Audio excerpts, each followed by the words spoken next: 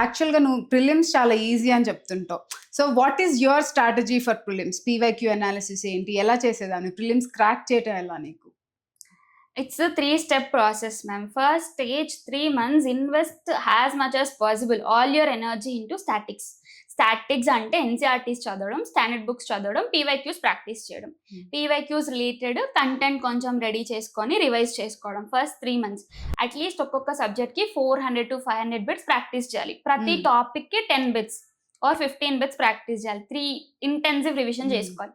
Once that is done, next stage is prelims లో కొన్ని things ఉంటాయి, neither current affairs not static, like UN organisations గురించి కానీ, multilateral organisations గురించి కానీ, మ్యాపింగ్ కానీ, ఇది ఎక్కడ ఒక చోట దొరకదు, but it keeps repeating.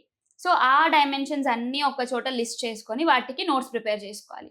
And then current affairs లో కూడా ఎకానమీ, ఎస్ఎన్టీ, ఎన్విరాన్మెంట్, ఈ 3 సబ్జెక్ట్స్ కి కరెంట్ అఫైర్స్ ఎక్కువ ప్రిపేర్ అవ్వాలి. కాకపోతే దీని బ్యాక్గ్రౌండ్ కొంచెం ఇన్ఫర్మేషన్ ఉంటుంది.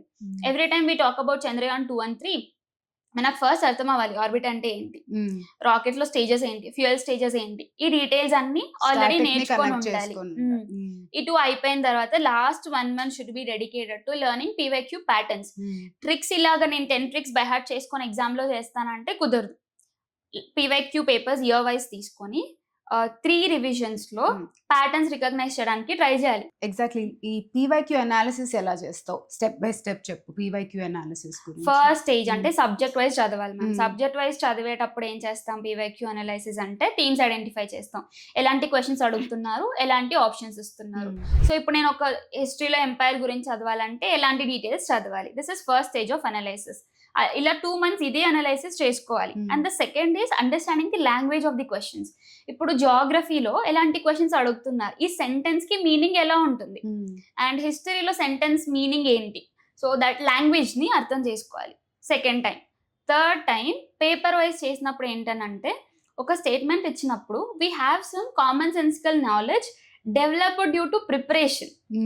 సో సబ్జెక్ట్ వైజ్ ఒక స్టేట్మెంట్ చదవగానే ఇంత అయ్యే ఛాన్స్ ఉండదు, ఇంత ఎక్స్ట్రీమ్ నెంబర్ అయ్యే ఛాన్స్ ఉండదు, ఎక్స్ట్రీమ్ కేసెస్ అయ్యే ఛాన్స్ ఉండదు, కంప్లీట్ గా పాసిబిలిటీ రూల్ అవుట్ చెయ్యలేము, ఇలాంటి నాలెడ్జ్ వస్తుంది. థర్డ్ స్టేజ్ లో ఉన్నప్పుడు పీవైక్యూస్ లో ఆ స్టేట్మెంట్స్ ఐడెంటిఫై చేయగలగాలి.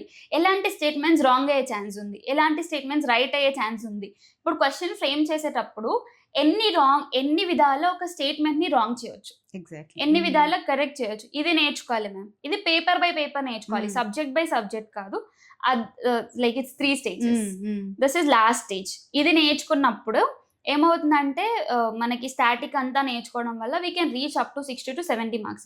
మన కట్ ఆఫ్ 90s దగ్గర ఉంటాయి. Sometimes paper is tough అయితేనే తగ్గుతుంది.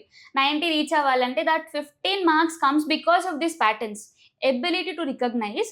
ఇన్ఫాక్ట్ అస్సలు తెలియని క్వశ్చన్ ఇచ్చినా కూడా I should be able to guess.